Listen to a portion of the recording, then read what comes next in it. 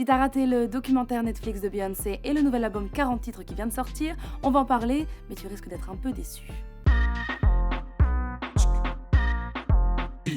Homecoming, le petit bijou de Beyoncé, est sorti hier sur Netflix accompagné d'un album 40 titres. Homecoming, elle l'avait déjà dévoilé en exclu à Coachella et voilà qu'il est sorti sur Netflix. Il y avait aussi eu un petit extrait sur Instagram et puis c'est quand même 2h17 de film. Netflix aime bien faire ça, ils ont fait ça avec Antoine Griezmann, ils vont en sortir un avec Maître Gims. Et celui-là sur Beyoncé, il est réalisé par Beyoncé elle-même. Je rappelle qu'elle avait été la première femme noire à se produire en tête d'affiche de ce festival californien. Bon, pourquoi tu risques d'être un petit peu déçu, c'est qu'il n'y a rien de nouveau. Si t'es fan de Beyoncé ou si t'as l'habitude de regarder un peu ce qu'elle fait, les shows à l'américaine, on a l'habitude. Elle chante hyper bien, elle danse hyper bien, il y a un monde fou sur scène. Elle interprète Crazy in Love, c'est d'ailleurs le titre, la vidéo qui avait fait de Beyoncé.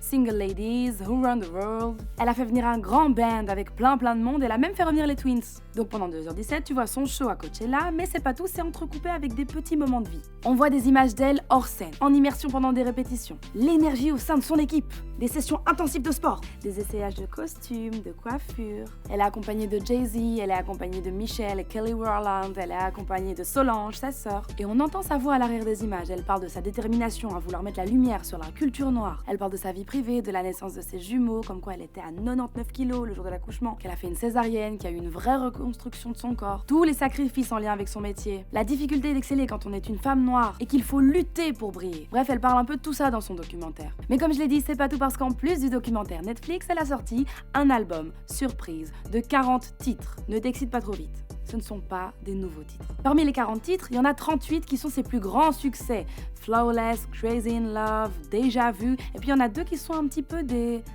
bonus tracks. Un, Before I Let Go. Et le deuxième son, c'est un petit peu spécial, c'est pas un morceau à elle, c'est Lift Every Voice and Sing, c'est-à-dire l'hymne américain des Noirs, qu'on appelle aussi Negro National Hymn. On est d'accord pour dire que c'est quand même un choix engagé de la part de la belle. Donc si vous étiez hyper excité à l'idée de découvrir le nouveau documentaire sur la vie de Beyoncé et le nouvel album 40 titres, ne soyez pas aussi excités parce que c'est pas grand-chose. Mais attention, la maman de Blue Ivy, de Cyr et de Rumi devrait peut-être revenir avec un nouvel album l'année prochaine. Apparemment, Beyoncé serait en pause et Beyoncé serait en train de travailler sur un nouvel album qui sortirait l'an prochain et dont le thème principal serait les droits des femmes.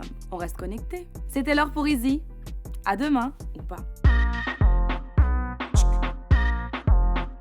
Si t'as aimé cette vidéo, n'hésite pas à t'abonner à la chaîne Tarmac. Et si tu veux encore regarder du Easy, il y a nos playlists. Donc tu peux regarder ceux d'hier, et d'avant-hier, et d'avant-avant-hier, et...